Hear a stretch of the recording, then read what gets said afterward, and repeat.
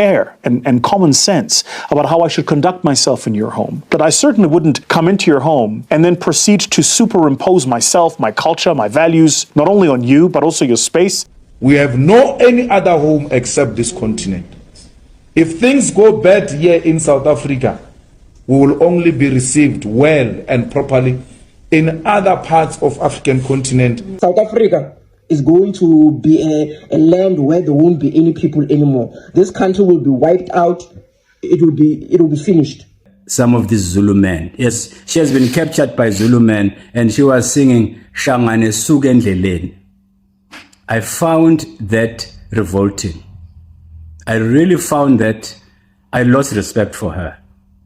South Africans are saying they are sorry. Julius Malema, on behalf of South Africans, he is begging Africans that they are sorry of whatever that has happened to Africans or the Africans that were in their country. And also, there is this man, I've forgotten his name, he's very known. He's giving us the reason why all of these xenophobic attacks began, what actually caused it. And there is a certain man too who was there during the apartheid time, and he's giving us history about the apartheid and also how the Zulu people have actually allowed themselves to be used, because many people think this thing is sponsored. So basically, they have allowed themselves to be used by certain people to create chaos in South Africa. Don't forget to like, don't forget to subscribe. You don't lose anything by liking. Let's go into the video, watch, come back and talk. Africans, you are good people. Find it in your good hearts to forgive us. We are sorry. We are ashamed of ourselves. And we sincerely apologize for this madness. We are sorry.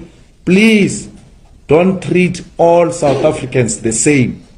We are dealing with these criminal elements who want to project us as people who do not love our own brothers and sisters. Forgive us. We come from a traumatized past and we are struggling in finding ourselves. We are still in the process of soul searching and will ultimately one day know that we are part of Africa. Our oppressors, those who have taken away our brains and mind, are the ones who have instilled in us the hatred of our fellow African brothers and sisters. It is not of our own making. We are still working on ourselves because they've said to us, we are better than Africa, and some amongst us still think exactly like that. We'll soon realize that we are nothing without our continent. We have no any other home except this continent. If things go bad here in South Africa, we will only be received well and properly in other parts of African continent like they did before. It will not be for the first time. The Nigerians opened their gates, Zimbabweans, Mozambicans, Swaziland, Botswana, the Lesotho people, Zambian people, Tanzanian people, Angola, they opened their gates and welcomed us. The people of Lesotho were bombed and killed by apartheid government looking for us. And after those bombing, they never said, we're no longer part of this nonsense. They continued to provide entrance as a frontline state for our guerrillas to come and wage a war against the murderous regime of apartheid. It is our turn now to say thank you to the continent. Instead, we're eating now and we've forgotten where we come. Africans have always supported other African countries in every World Cup tournament, but I can't figure out why our own case is different. Oh boy, you suppose know. They're not supposed to tell you. They're not supposed to tell you. Many Africans supported Mexico. I mean Mexico. Hey, more put out like that, Mexico. Because our country be that. Not us, the South Africans. We almost shed tears. Which one be we almost? I be una shed tears. Which one you can't the one? Oh, but these people, man, no come out here. They do the victim card for you. I beg you. We almost shed tears, but truly this is sad. As Africans, as Africans, let's stand for each other. You and who, Kwano, now? Let's stand together. You and who now? If we won't stand together now, una go say we dey take on our job. Una need to take on our job seriously. That is it. Anything now we will say more join on our do now, it look as if say we won't take on our job. So on our job now, on our already they do them now. That is why most of us now they live in our country. You understand? You can imagine your own fellow black people. Una they chase them out for our country, Africa. Oh, okay. See. Anyways, I don't even want to go much into details. You understand? Maybe we just leave them for there. But at the end of the day, this thing where you talk, if see, no try am again. You won't tell me say you don't know what they happen. This one where on most of our players be like who go farm, come out, they can't carry boot, give them head and come play ball. Everybody just war anyhow. Useless set of people. I've lived in the UK, I've lived in the Middle East, but there is a way that you approach living in somebody else's country because you recognize you're a guest. And just as I would if I was coming into your home, I would pay you the respect of recognizing that I'm a guest in your home, that there's a certain duty of care and common sense about how I should conduct myself in your home, that I certainly wouldn't come into your home and then proceed to superimpose myself, my culture, my values, not only on you, but also your space. And then when you tell me that that's not okay, I then tell you that you can't tell me. I think we both would agree that if I did do that, you would say, why don't you get out of my house? And so what you're seeing is a frustration. It's a response, it's a frustration. And you've got to read it as a frustration, because to read it as anything else, read it as something criminal or something malevolent, then what you do is you delegitimize it, which means you don't deal with it for what it is. So I think that there is a true and honest messaging that must be said to our brothers and sisters from other parts of the world and even other parts of the continent that says, of the fact that you're here and you live here and we welcome you here does not mean that you have the right to disregard the rights, customs, cultures, and common decencies of the people in his country you are. You're a guest. For how long are the Zulu people going to allow themselves to be used by other people to foment violence? Bafethu, let me actually post this in both isiZulu and English so that other people can understand our history. You know, we who grew up under apartheid, our environment was clearly defined. There was a law called Group Areas Act. We were not allowed to be in town at certain times. There was a curfew. A curfew is when beyond a certain time you get arrested because it's a criminal offense to be in a place called a white area. But in these white areas, there were Zulus from KwaZulu-Natal who were working as domestic workers, wearing those uniforms, you know, shorts and tops that are decorated with some blue, with some red decoration at the bottom of the shorts and on the sleeves of the shirt. They used to refer to it as Zumatanda Kishin, Ukogumatanda Kishin. And the other types of the Zulu people were those who were guards, who used to look after buildings, not carrying guns, but carrying nobgiris. And most of them were from Umsinga, those who had actually who had pierced ears and befage ikaza. So a Zulu gentleman would actually be told, kungangeni muntu la, and he would say, umlungu the kungangeni muntu. You would never go past. I used to be a member of a library called Shakespeare House in Commissioner Street.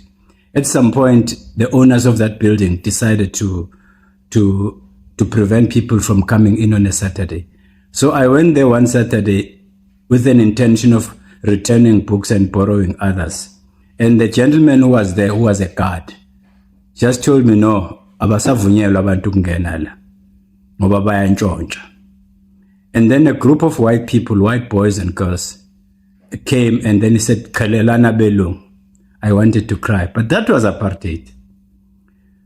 So even on the eve of liberation, on the eve of democracy, there was what is called black on black violence, where a lot of people lost their lives. And in this situation, there was this thing of the third force. Now I'm seeing a similar pattern with this thing of illegal immigrants. I've got no brief for illegal immigrants.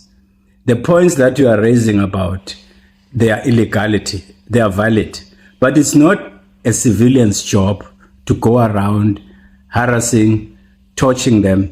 In fact, you should be demonstrating against our own government, our own home affairs. People should be camping at home affairs and at the labor department and blockading those places to say, go and do your jobs, instead of going there, giving them powers that they don't have. And I regret why I commended Jacinta Ngobese Zuma, because I was disappointed in that lady yesterday when I saw her singing with some of these Zulu men. Yes, she has been captured by Zulu men and she was singing Shangane Sugendleleni. I found that revolting. I really found that I lost respect for her. So what is going to destroy this country and our people is when one tribe, I'm using the term tribe for want of a better word, will actually assume superiority over other people. Same as the Afrikaner tribe, the Afrikaner government did to us during apartheid. And when you have leaders of this country, even in the form of the men of cloth like Bishop Dube, going around and saying, I called him out for that. And yesterday I saw him inviting people to his church and showing us a tent. And I said, what a hypocrite. What a hypocrite. A fork-tongued minister, a fork-tongued bishop. At one point, he refers to people as amakwerekwe. He used bigotry to deal with issues instead of actually calling out his governments and his comrades in government to say, why are you not reinforcing rules like Dr. Matthew's boss? You can never lead a group of people you cannot control. You instigate them, and when they start torching building and property, and then you say they were provoked, because you can't control them. No one must start anything they cannot control. So I'm really disappointed. Our country is in trouble. Our country is going to descend into chaos when everybody, all and sundry, become enforcers of the law. What gives you? You have got no statutory right to be actually demanding papers from people. You haven't. Much as we are annoyed by the Nigerians breaking the law, what you should be saying is to tell the government, go and arrest those people who inaugurated the king. Arrest them and deport them. If they tell you there's no such law, there's no legal framework, they will be lying. There is. It's illegal to declare yourself as a king and you say you own a territory because you are going to start a war, which is what these Nigerians are going to do. But for us to behave like animals must also be condemned. I am disappointed. I am saying to myself, as a member of the Zulu tribe, Zulu people, I'm an African first before I'm a member of a tribe, but I am Zulu and there's nothing wrong with that. I'm proud of it because Dr. Dube never taught us to insult other people. Instead, he taught us how to make shoes, how to be artisan with his wife, Nogutela Dube. That was the founder of the ANC with Inkosi Albert Lutuli. Inkosi Mangosuthu Buthelezi. They never taught us about tribalism. His wife, Mamzila, may their soul rest in peace. Even the king, Mdlogombane. Even the present king, His Majesty today, had a problem with his own family. Not because they were not aware that he is actually the rightful heir to the throne. They were. But they wanted to discriminate against him because his mother is Swazi. The king knows it, and the royal family knows it. And there are those decent men and women in the royal family who said, not on our watch. Professor Peng, we once invited him at my university when he retired as a Minister of Education. He gave us a paper where he was talking about Zulu nationalism. And he warned us, he said, if you allow Zulu nationalism to thrive at the expense where a group of people give themselves powers they don't have and assign to themselves superiority over other tribes, then we are heading for chaos. This must be condemned. The issue of illegal immigrants must be tackled by government and law enforcement officers. I've lost respect for Jacinta. I'm sorry I even commended her. So about 4,000, more than 4,000 Malawi nationals have gathered in a location in Durban for more than a week now. No food, no water, no whatever, sanitation, no blankets. They've just been sleeping in the cold. So we have heard word that Malawi has been sending buses. They're sending more buses today to come and fetch their people. We have heard word of that today there will be more buses that are coming to fetch the people from Malawi. So I have a prediction. Of what's going to happen in the future, because why? I am one person who sees further than the normal human being. That is why you'll never see me involving myself in issues like this. I have a prediction, but this prediction I'm going to let you know after you listen to this video. Say. Oh, it is absolutely gut-wrenching. It is really hard. I mean, we're working with about 10 special cases of women who have given birth here at camp. Some of babies are a week old. They're sitting with cesarean section operations that they have done. A mom who her babies are 4 or 5 days old. They were born here. They were refused at hospitals. She's unable to breastfeed, and she's sitting with twins. The situation is absolutely, it's gut-wrenching to see people like this, whether they're foreign nationals or not. At the end of the day, they are still human beings. We can't let them be out in the cold like this. We can't let them starve like this. So we as a community, we have to stand together and we have to help them. Our mission is just to be here to support them. Yes, they have to go back to their country. That's up to them, and whatever takes place, they're preparing for their trip. But while they are here, try to provide some comfort. As you can see, so many ladies. We're giving them 3 diapers, 4 diapers each, sanitary pads, cake, juices. How long will that last them? No, even the baby formula. Baby formula. Okay, no, we're giving a lot. We gave a lot yesterday, but now we're expecting more. How long will that last? 2 days, 3 days, and then? So it's an ongoing until, and I pray for they can have a safe journey home. Well, from what I saw, they have been registered. They are registered with Home Affairs, and they are planning to get some buses. But we're not even going near there. Our part is a humanitarian, whoever it is, whichever citizenship, whichever ethnicity or whatever, just to be there to help them, Because the human crisis involves all humans. I mean, we're an NGO, so Gift of the Needy has to step in for those that are in need, people who really help. We need our community support, and we need to help those kids. I mean, there's over 1,000 moms here that have been displaced. They're sleeping out in the cold. They have no warm beds. They have no shelter, and it's bitter cold at night. They're facing all of those things on their own. So we have to step in and do as little as we can and try and help where we can. So our appeal is, we don't want money. If people can come forward and bring us baby cereals. That's all we want. Baby cereals, formula, diapers, wet wipes. That's all what we want. Because at the moment, basically, this is gold. If somebody gives us a few boxes, because as you can see, there's it here, ladies, small babies. That's all what we want, to give them some comforts. So this is my prediction. All of these women from Malawi, some of them who have already given birth, they have kids that are 5 days old, a week old.